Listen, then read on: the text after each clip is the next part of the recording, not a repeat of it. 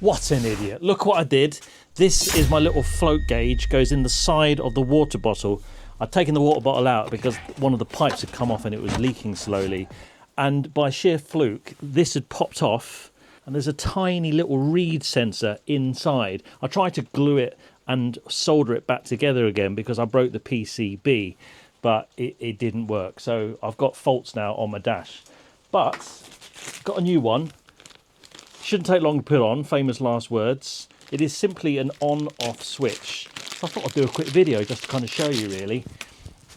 Here it is, it sits inside the water bottle, and as the water rises, the little white lever flips up. There's a metal contact, it's a magnet on the inside, and then it allows the reed switch to open.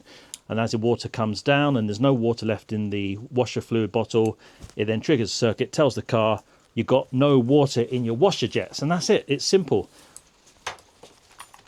Stick a meter on it. So it's making a circuit right now. I lift the little float and the circuit breaks. Another quick note to point out is the part number on this. When I had a look online, they actually used the Mercedes SL 230 washer fluid level switch on loads of different cars, the S classes, the CL classes, CLK classes, and they also use it in the Mercedes Sprinter van. So if you do find it's failed, you'll find that the Mercedes Sprinter van also fits and it just pops in. I did phone up Mercedes to try and get one, but I spent ages waiting on the phone, so unfortunately I had to use a certain online shopping channel. It arrived next day, Mercedes lost, they should have picked up the phone. Right, let's get it on the car, show you how. One thing to point out is you're going to have two faults on your dashboard. So when you start the car, you'll see it says no malfunction. Give it a few seconds, it does its cycle.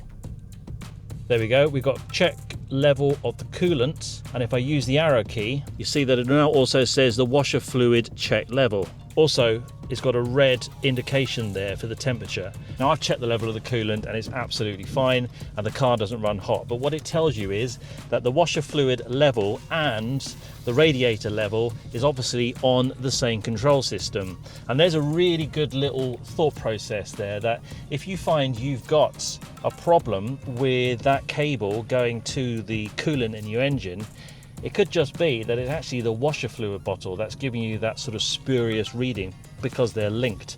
Just bear that in mind. Right, turn the wheel all the way to the right. I'm in the UK. That gives you just enough room to then be able to get behind the plastic lining of the wheel. So now, using a little pry tool just to take off the little plastic catches, there's a central pin that you just pull up. There's three of them there. That's pretty much all you need to do. Just in there, where my finger is at the top, is where the sensor fits. So there's going to be a lot of water that comes out of this now. This is basically the plug because it's split in two. So this is the back side of the sensor. I'll just take this out.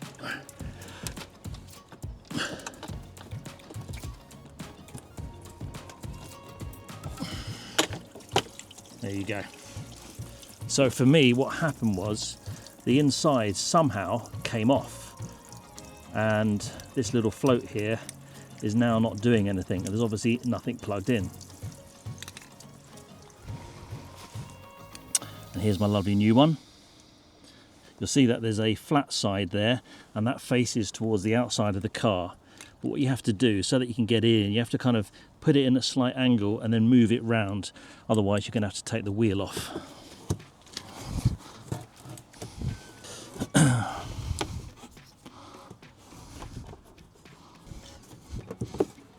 Right.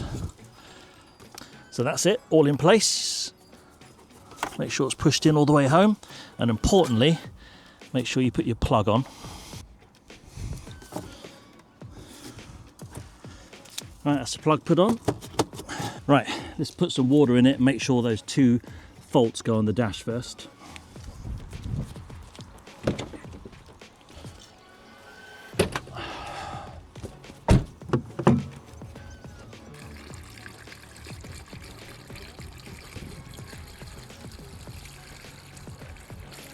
Well, I don't see anything coming out the bottom. Now, let's go and see if those 2 faults are gone from my dash. Right. Let's see what the dash has to say. Right, let's turn the key. No malfunction. Should stay, should stay, should stay. Looking good. Start the car. No malfunction. There's no red line now on the car temperature for the engine, and we don't have any problems with the washer fluid level being low either. And just to show you, 9 degrees, 185,000 miles. So there's a lovely, super quick one there for you. If you've got any problems with your engine coolant, don't bear out the possibility that there might be something wrong with the float sensor on your washer fluid reservoir as well, and also vice versa. If the Mercedes SL is your kind of thing, there is a lovely little playlist for you right here. But most importantly, it's dark, it's raining, I'm going inside, it's my son's birthday, and I'll see you on YouTube. Bye for now. Let's move on, 'cause it's time to move on.